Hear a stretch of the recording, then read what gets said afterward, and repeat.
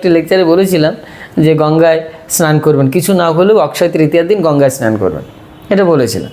এর কারণ আছে, কেন বলেছি এর প্র্যাকটিক্যাল কিছু আমার কাছে প্রমাণ আছে। এই গঙ্গায় স্নান করলে হ্যালো, তা বলছে যাদের গঙ্গা নেই তখন কি করবে। একজন লিখেছে, বলেছে যে আমার তো শরীর খারাপ, আমি তো হেঁটে যেতে পারবো না, আমি এতটাই অসুস্থ, বা গঙ্গা অনেক দূরে থাকলে কি করব। আমি বলবো গঙ্গা অর্থ কিন্তু আমি সবসময় গঙ্গা নদীকে ইন্ডিকেট করি না, কারণ আমরা তো যোগমার্গীয় একটি পদ্ধতিতে চলি। গঙ্গা মানে কিন্তু আমাদের শরীরের একটি অবস্থা। কি অবস্থা? একটি নদীর অবস্থা। নদী মানে যেখানে জল আছে, এটা তো তো আমাদের শরীরে কি আছে? জল আছে। সেই জলটার নাম কি? সপ্তধাতুর মুখ্য যে রসটি, সেটা কি? শুক্র ধাতু। শুক্র ধাতু। আর স্ত্রী শক্তির রজ ধাতু, পুরুষের ওজ আর নারীর রজ। এই হচ্ছে অ্যাকচুয়ালি গঙ্গা। এই হচ্ছে এই গঙ্গা। এই গঙ্গা তো তোমার স্নান করতে হবে। এই স্নান করার অর্থ কি? ডুব দেওয়া। কোথায় ডুব দেবে?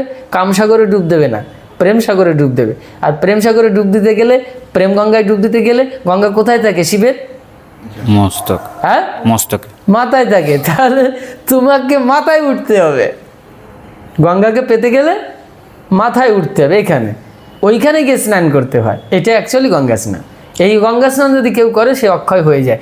নক্ষয় ইতি অক্ষয়া, যার ক্ষয় নেই সেটাকে অক্ষয় বলে। তা তোমার তো প্রতিনিয়ত ক্ষয় হচ্ছে, কি 9টা দাঁত দিয়ে ক্ষয় হচ্ছে না? হ্যাঁ। তাহলে তুমি ঘরের ভেতরে মাদুলি রাখলে পরের দিন টাকা, অফুরন্ত টাকা ভরে যাবে। এগুলো কি বলছে তারা? শুনেছো? না।